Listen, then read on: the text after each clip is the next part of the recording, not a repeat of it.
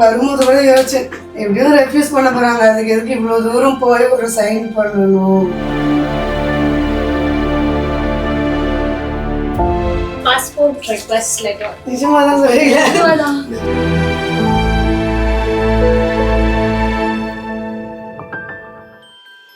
கிராய்ஸ் வந்து எங்கள் அண்ணி ரெஃபர் பண்ணாங்க. அவங்க ஆக்சுவலாக கனடாவில் தான் இருக்காங்க.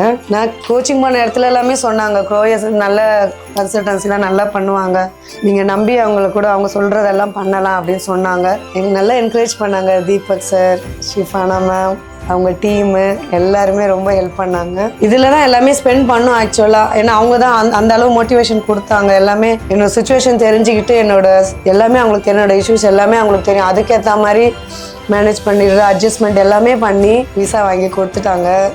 ரொம்ப தேங்க்ஸ். என்னோட லைஃப்ல இது ஒரு பெரிய விஷயம். இது என்னோட ஃபர்ஸ்ட் டைம் ஒரு சக்ஸஸ் ஆயிருக்கேன்னா அது இதுதான்.